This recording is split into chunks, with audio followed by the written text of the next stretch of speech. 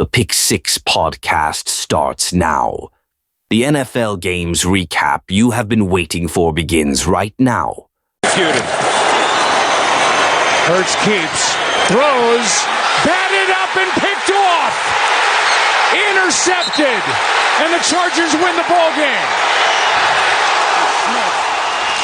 It's 1st and 10. Here goes Shuck on the move. A gallop. He can see it being chased. He's in for the touchdown. What a run. 34 yards. And the Saints come up with a tremendous play. And 2nd and 11. Darnold over the middle. Jackson Smith and Jigba on the run. Breaks a tackle. He'll take it all the way in for a Seattle touchdown. From the 33. Look out here! Christian Benford, gift wrapped the other way! Touchdown! What just happened?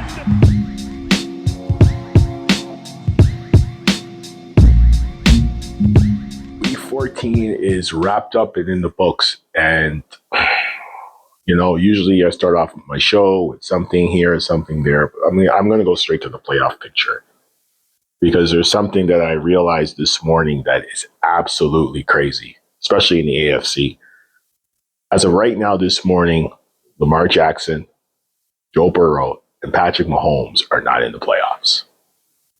They are not in the playoff picture. The Bengals are hanging by a thread, and I still don't understand how they got to the 2022 Super Bowl with that type of team. Because for the last 5 or 6 years, they've had a mediocre or horrible offensive line, and they've had a terrible defense with 1 or 2 good pieces.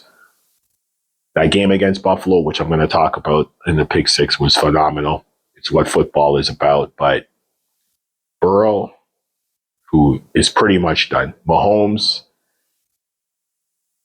and Lamar Jackson are hanging by a thread. This is going to be crazy. And Buffalo is just scrapping their way through every game to win, which is usually sometimes what you need to make yourselves better and get through the hurdles. But anyways, ladies and gentlemen, this is Pick 6, Week 14. It's in the books, as I stated before. And we have so much to talk about.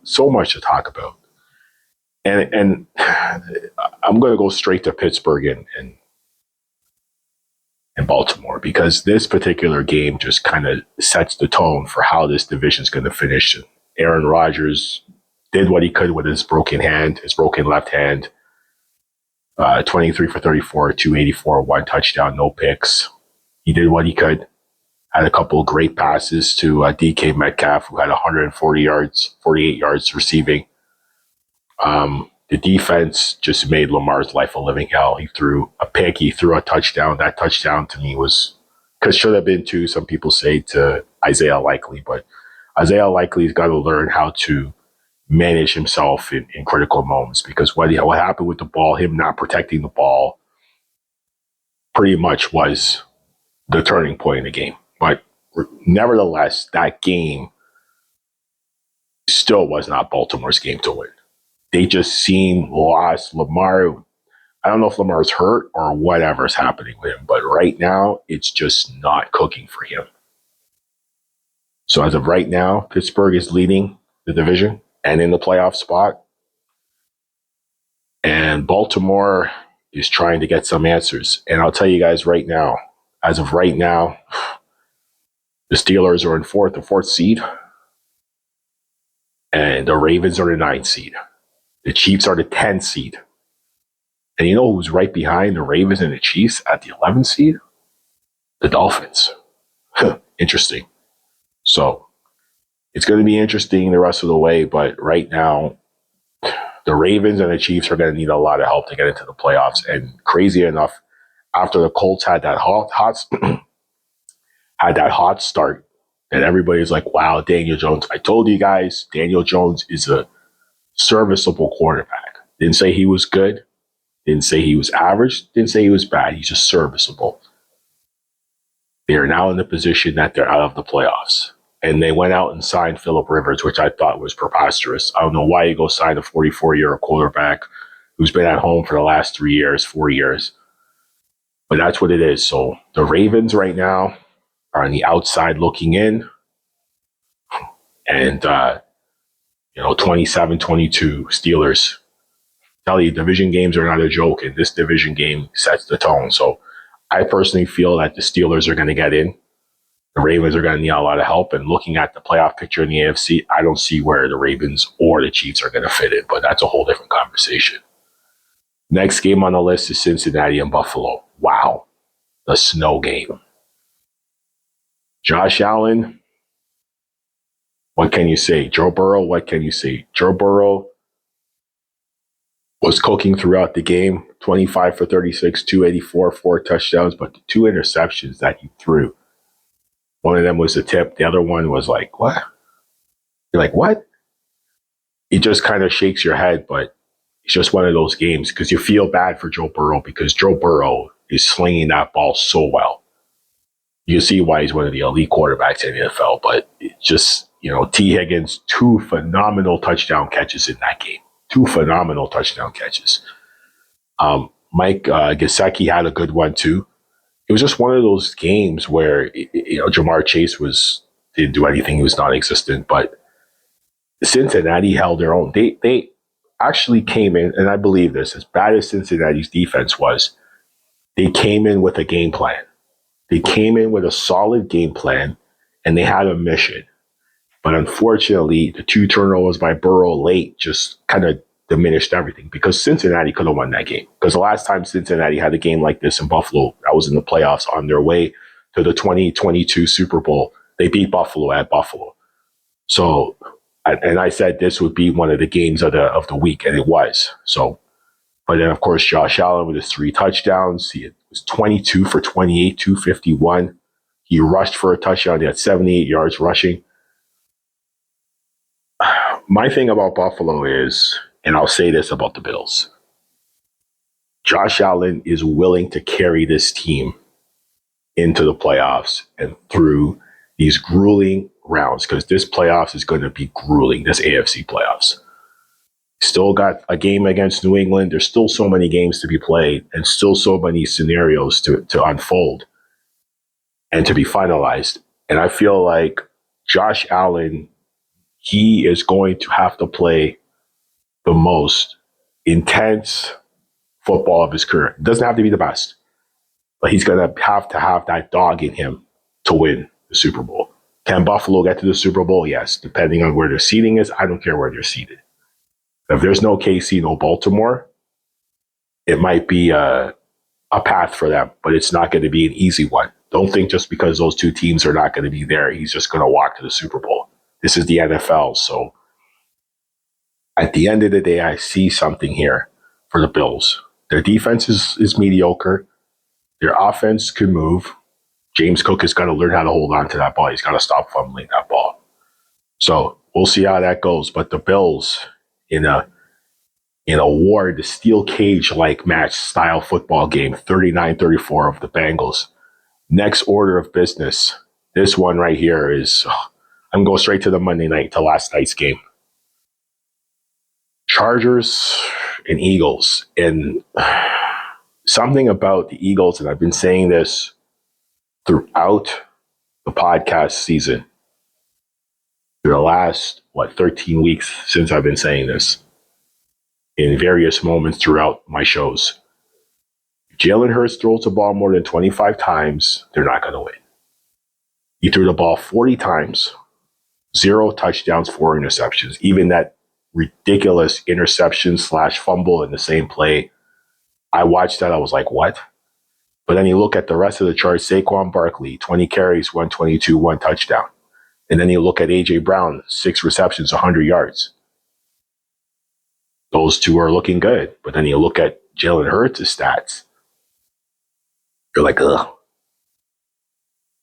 Jalen Hurts is not a 40 attempt passing type of quarterback. I've been saying this. Anytime he throws the ball more than 25 times, he's not going to win.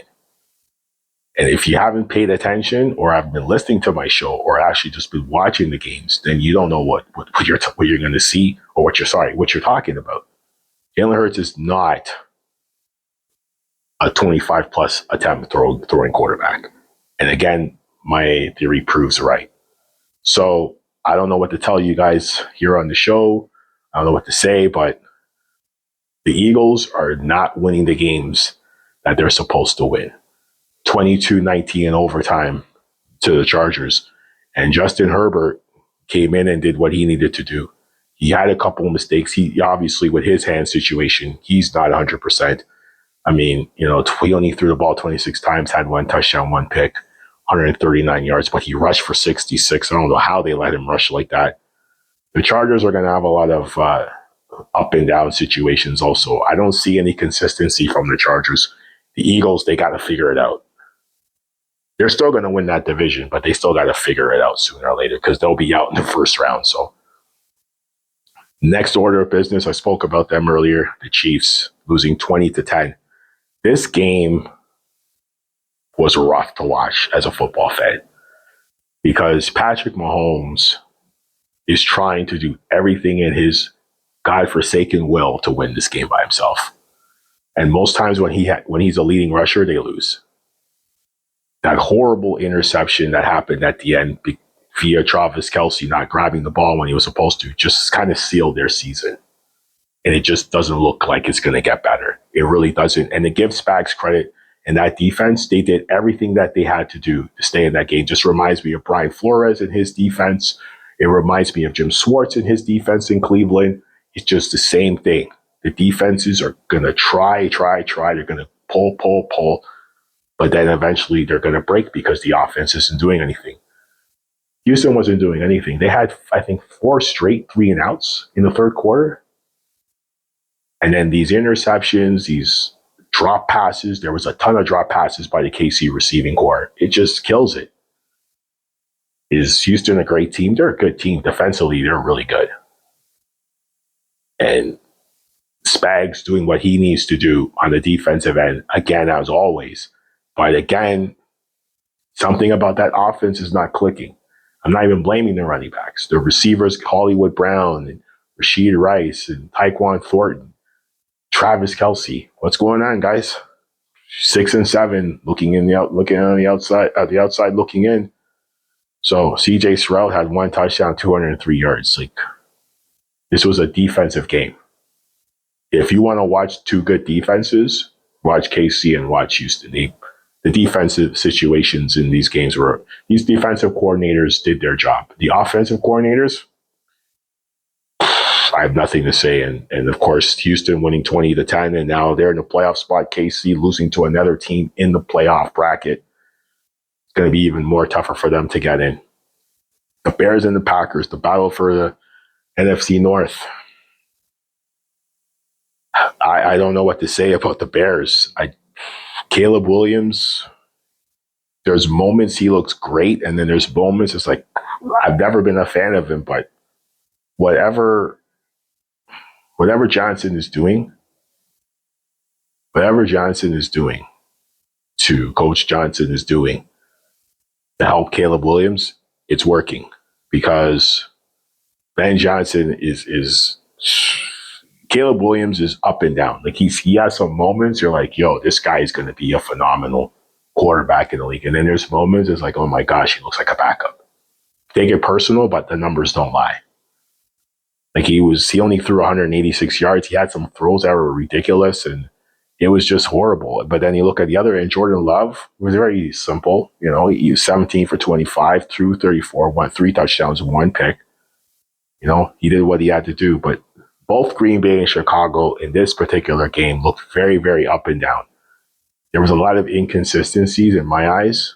It's a division game, so I expect a battle and I expect a war and I expect mistakes to happen. But if any of these 2 teams are going to think about playing in Santa Clara, they got to clean up their stuff because there's a team in Orchard Park who's been to the playoffs and they're dying to get to Santa Clara. I know Josh Allen would love to play at Santa Clara close to home. So these other teams, they got to clean up their messes because some of these messes, very ugly to say the least. So, final game, I'm picking this one because I like to, and I'm going to. The Shedeur Sanders saga continues. I've been howling about it since my preseason episodes. I mean, Tennessee won the game 31-29. We saw the 2-point conversion blunders. Of course, Stefanski not putting Shador in any of those and blowing them both. Let's just be honest. It could be a different story if he's there or not. It doesn't matter. This is Cleveland. Cleveland's always going to find ways to lose. So I'm not even going to shoot at Kevin Stefanski because I think his time in Cleveland is over. 2 Coach of the Years, a couple of playoff appearances.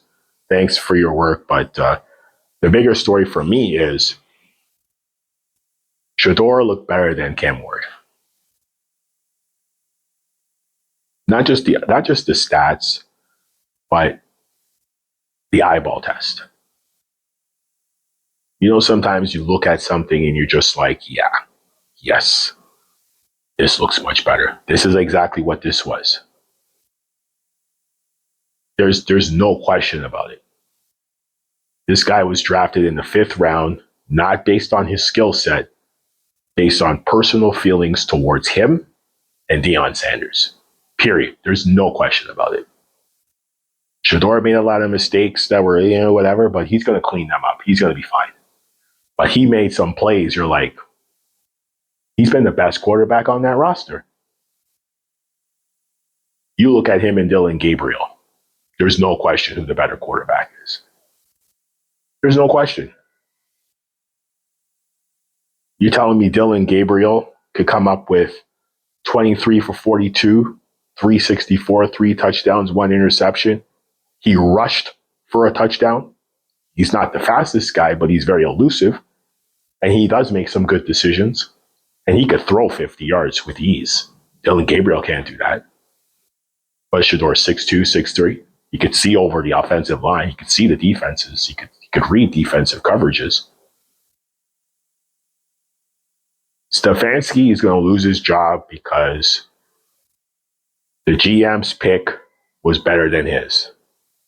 If Andrew Berry gets fired, it's a travesty. Andrew Berry made that pick. Stefanski wanted Dylan Gabriel. Whatever. Your pick is not good. He's done. Whether Shador is in Cleveland next year, he'll be on the roster. There's no way he's not playing in the league next year. So that's my take on that. And before I close this show, because I want to talk about this, I feel like this is hilarious.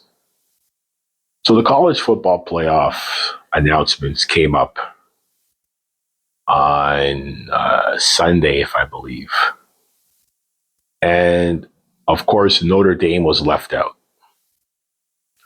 And the athletic director has been making a bunch of noise against the ACC. And my take on that is, first of all, you're not part of the ACC when it comes to football. You made it clear you don't want no part of the ACC when it comes to football. You want all the money from ABC. You want all your personal money. You don't want to share no money. Notre Dame has told everybody in college football that we are a business first. 99% of the NCAA is a business. This is a business because you didn't get what you wanted. Now you're upset. Last year I said Miami didn't deserve to be in the college football playoffs because they lost games that they shouldn't have lost, that they should have won, and I stand by it. This year, them squeaking in, as a Hurricanes fan, I'm happy for them. But they still got to go out and win games. They had a tough game against Texas Tech. We'll see what happens there, and the rest will play itself out. But as far as Notre Dame is concerned, they deserve to be sitting outside. And I'm not even talking about the loss against my Hurricanes in the first game of the season. That's not even the loss that I care about. It's their schedule. Like, look at your schedule. Look at the teams you played. Let's just look at some of your schedule before I shut this show down. So you started off against my Hurricanes. You lost 27-24. Then you went to Texas Tech. You lost 41-40. So you lost 2 good games. You went to Purdue. You won 56-30. Arkansas, good win. Boise State, good win. NC State, good win. USC, good wins. So you have some good teams in there, but teams that are not doing anything this year. Boston College, okay. Navy, Pittsburgh, Syracuse, Stanford. So you have a good schedule. But the teams that I mentioned were 20 years ago in the top 25. They're not in the top 25 anymore. Like Syracuse, 70-7. Who are you playing? Miami Northwestern? Stanford, 49-20. Are you playing Wexford at Wexford? Like, these teams are not the same. And you did not join a conference. You did not join a conference. You decided that you don't want to join a conference. You don't want to share your money. You want to collect all your money. It's a business. NCAA football this year made almost $7.7 billion. Just take that, just soak that in, folks. They made $7.7 billion last year, this season, sorry. It's not a business. No, it's a business. Scheduled teams, if you were in a conference, you might be in. What you should do is have a conversation with the SEC or Big Ten. Sit down at the table with those two big conferences, have a little chat with them, and see what happens. Maybe things will be different. ACC, Miami is a staple name in college football history, college football royalty. And if you look at Miami's last 7 or 8 bowl games, they've lost them all. So Miami, you want to keep all the money? Sure, keep all the money. But if you want to sit at the table, you got to join the groups. You want to be a loner? Sure. But in order to be part of the family, you got to join the family. So too bad for you guys. Too bad, so sad. Ladies and gentlemen, that's week 14 in the books. Signing off. Peace.